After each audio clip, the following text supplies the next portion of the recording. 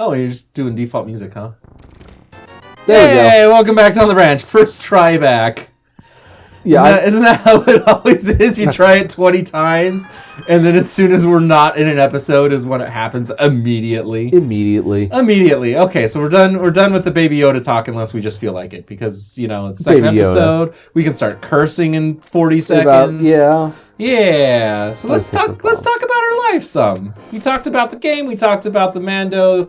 Let's talk about how wonderful our lives are going right now. I'm in full tournament mode right now, and by that I mean I have 3 weeks off because I already finished all my qualifier stuff. Oh, you have 3 weeks off of the game, off of playing this game competitively. Well, except you're still gonna play. I'm in the secondary tournament, but what I'm saying is all my matches for the group stage are already done. Right.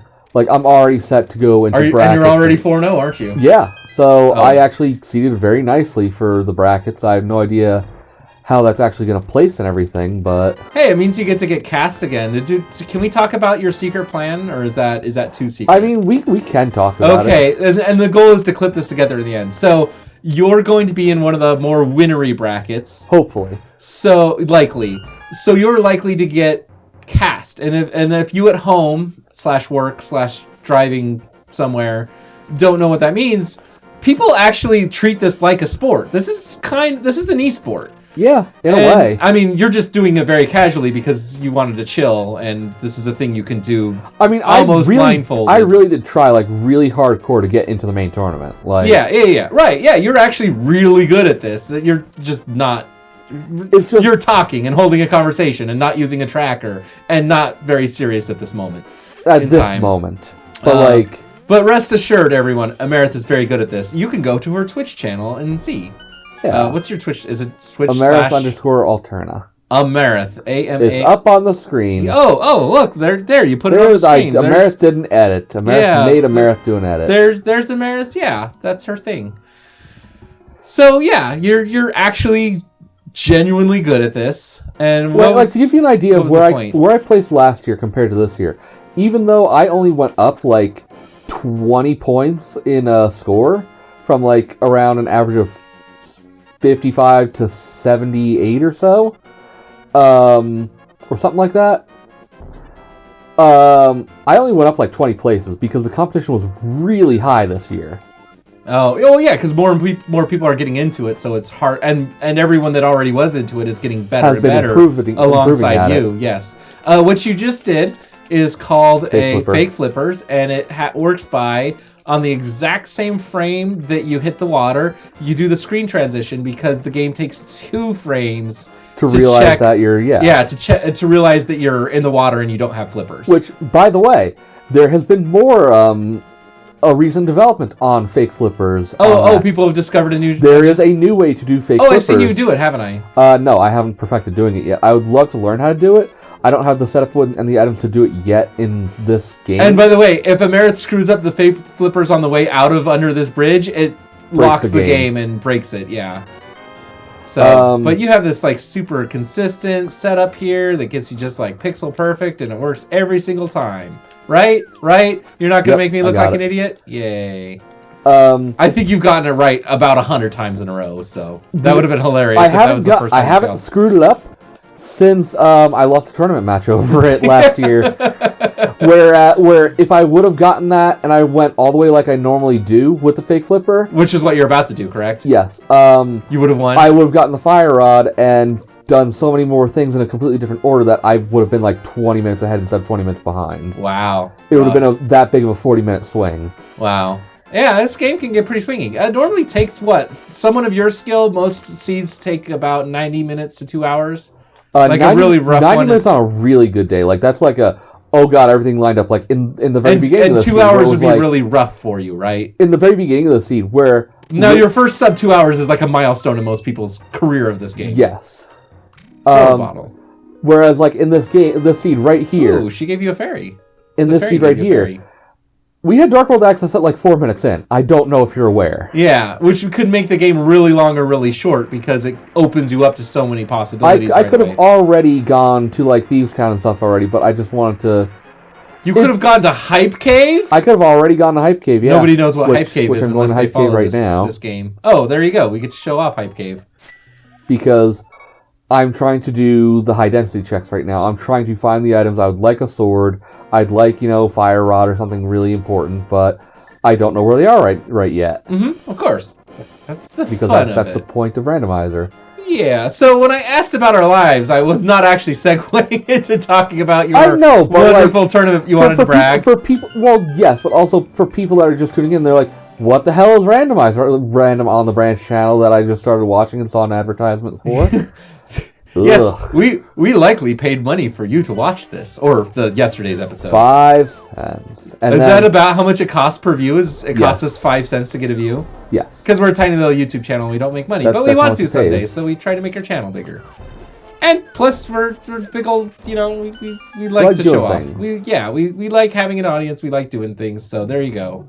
We paid money so you could. Anyway, so what were you getting on about? Oh, I wanted to say that Christmas time is basically upon us, and we gave our cats their Christmas gift early because we get our cats a Christmas gift every year. It was a nice little heated pad. If you want to, you can show a picture of one of our cats sleeping on. Or both of them because they're weird. There's a problem with both of them. We bought the heated pad, and they could both fit on it just fine. Like Data's a big cat, but he's not that big. But he decides that every time Prinny tried to get on it with him, he would just fight her for it. Because this is mine. This pad ain't big enough for the both of us. And it is a heated pad, so he'll stretch out just because it gives him more warmth. It feels good. So we had to buy another one. So we have 2 now. So that our children wouldn't fight over it. You ever notice he looks like he's wearing a scarf or a tie or something? Yeah, kind of. Like a little tuxedo-y kind of thing. We don't have the shovel already to just mirror out and shovel, do we?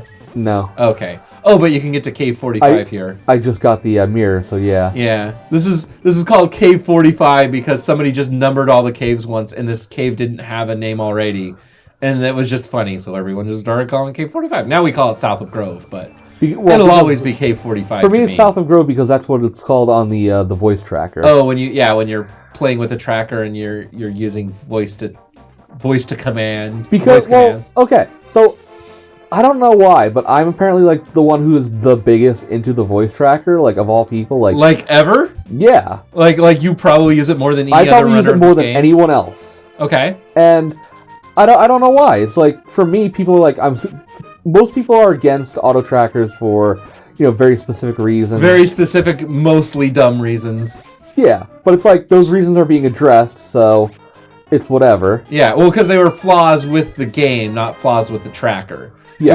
It was basically the tracker could give you access to information that you would normally need to pause for, because if you pick up certain items in dark rooms, the game isn't programmed to recognize that as a possibility. Show you that item because it's outside the palette. There's no sprite palette. Yeah, there's no palette. Yellow items don't show up in dark rooms correctly. Yeah. And so the auto tracker would still tell you what you got without having to pause, so it was considered an unfair advantage. Well, the makers of Randomizer are just making it to where you can see those items when you pick them up in the dark, because that's how they wanted it to act in the first place. But it's still currently not tournament legal, so... Yeah, but... We're getting there. But voice tracker is, so you use it all the time, because then you don't have to have move your hand over to a mouse. Yeah, I'm not constantly now I gotta mark this off, I gotta mark this off. And it leaves for less of a chance of actually mismarking something because it'll only do what I tell it to do. Yeah. Oh, yeah, that's a good point. It's more specific. It's way easier to misclick than say the wrong thing. Yeah, it's a lot harder to say fire rod when I meant hammer. Yeah. So let's see. Other stuff happened. Me and Jamie's wedding anniversary happened. Yeah, you guys were struggling to find a place to go to. Yeah. So we've been married 6 years now. Most of that happily. And yeah, we don't go out fancy places because we've been middle class for all of a year now, and we don't have expensive tastes. I don't like spending money. I get anxious spending money. I grew up extremely poor. Jamie grew up mostly poor. And so we're not used to treating ourselves. So we had to ask you for a restaurant recommendation, which turned out to be very good. It was a very delicious steakhouse. Jamie had a wonderful steak. I don't like steaks much, but I had a half-pound burger that was incredible. That was made from steak? I think it was. I think it was ground steak, actually. It might not have been ground meat or ground beef. I mean, I guess ground steak is ground beef, but you know what I mean. You know, it's more freshly ground. Yeah. Like they probably grind it on site or something. But yeah, we got away with including an appetizer and a dessert, and Jamie had a soup. We got away with like $51 before tip, which is good for a steakhouse in Las Vegas. That's Outback steakhouse prices, and this was way better than Outback. Yeah, well, that's why, you didn't initially come to me for the recommendation. I was like, do you need a recommendation? Because I asked what we were doing for dinner. Oh, yeah. I didn't know that you guys were doing your anniversary stuff. You'd forgotten, or we hadn't told you that was anniversary date night. I think it was just, like, not mentioned, and I was just like, oh, okay, we're just doing normal dinner stuff. Yeah. But because our anniversary is on a Saturday, and I work Saturdays, and I didn't... Oh, was there another check you realized? No, I have a ferry. Oh. Should have just mirrored out. You still can. It'd be quicker. Yeah. So yeah, we get the recommendation from you. We went out to have the delicious dinner. What was the question you asked? You prompted me with something. No, just that you guys did not prompt me for where to go. Yeah. You offered. Well, I'm glad you offered to give recommendations because we were clueless. Yeah, and I'm not necessarily the richest person. I'm not rich. But you're a food lover. I'm a food lover, and I've been taken many places by my family who, whenever they come out and like hang out, they want to go out places. And your family is generally middle class and has been most of your life. I'm just not because, I used to have very poor spending habits, and now you just have low income because you work at a job. You work an entry level surface, or I wouldn't call you entry level, but you're paid as if you were entry level in a service job that in the United States, in the city of Las Vegas, just doesn't pay the best money. Does this make you invincible to the hand too? Can it still grab you? I think it can still grab me. Oh, I just don't want to deal with the fucking give goes. That lag is terrible. Yeah, the can of burn is really fucking bad. Yeah. So yeah, we went to our fancy dinner, and the guy busts the table, and it's one of my coworkers. Like one of your engineer coworkers? Yeah, well, he's a laborer, but he has a 40-hour full-time job, and I'm like, I don't want to say his name because I don't know if that's okay. I would. Yeah. But I'm like, he said hi to me. He's like, hi, John. Oh, hey. I'm like, dude, what are you doing here? He says, I work here. Well, obviously you work here. Why do you work here? He says, I just always have two jobs. I can't stand not working. Okay, I don't know why, you make $25, $28 an hour at our, where we both work. I don't know why you would work somewhere where you can't be pulling in $15 an hour. I never understand that. Like our friend Tony, she does that. She works a second job, even though one of them pays like $50 an hour or something insane like that. Well, the thing is with your friend and the steakhouse, it's a steakhouse though. Like, he might be pulling in like 20. It's very possible that with tips he's pulling like 20 an hour, 25 an hour. Oh, okay, then that totally makes sense. And especially if you're just a workaholic and you just want to have something to do all the time. Because it's like you can't be like us and go home and sit at your computer for 3 hours every night. Because like when I was working at the Greek restaurant back a couple of years ago, the waiters on a good you can activate that right now. Yes, I can. The waiters on a good like weekend, like just like a Friday night, they pull in $200 in tips. Oh wow, yeah, I believe that. When I worked at Star Trek: The Experience, there were servers that pulled six figures, and half of that would be during the Star Trek convention.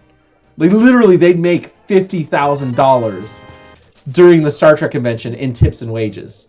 But they'd work 14-hour days for 5 days in a row, and they'd routinely get tipped $100 bills at the end of a meal. Wait, I figured you would have. What meals did they have in the Star Trek convention? We had a really good restaurant there. I wasn't super fancy, but they had special dishes, and so it was themed food, so it was a little pricey. Your average plate would be $20 or $30, and so if you have a party of 10. It's not uncommon for those guys to tip $100 or $200, especially because, you don't go to Mecca and not tip. Right. If you're Muslim and you go to, maybe they culturally don't, but you know what I mean. The idea of you don't go to the place of like, we came here specifically for this. And you generally aren't a cheapskate. Like one, Trek fans tend to be older. They tend to skew towards boomers, so they tend to have more wealth. And they tend to be more generous because they ascribe to the ideals of Gene Roddenberry. They're more liberal, so they tip more. all the things that would line up to make you a better tipper lined up at that place. So yeah, they could pull in $10, $20, $50,000 weeks for that 1 week. I don't think, maybe it wasn't that in a week. Maybe probably it would be the month. Much a week. I do remember one specifically telling me that yes, they 1 year had to on their taxes declare $80,000, but they made like $100,000 that year because tip income. It's easy to fudge it down. So yeah. Anyway, I ran into the one dude at the steakhouse. He was really chill. It was awkward though, because like, when your food server grabs your plate and takes it away, or not food server, busser, and he's a guy from work. It's kind of awkward. It's awkward. A little weird. It's awkward to be served by a guy at work. Okay, let's listen to the national anthem. No. You know what? Make us the outro music next time on the branch. It's not gonna be the whole outro music though. You'll figure something out. There's Christmas music though. Will take their place. I swear by the beak upon my face, I will stand and fight for the maverick cause. But tonight we wait for the hologram of Santa Claus.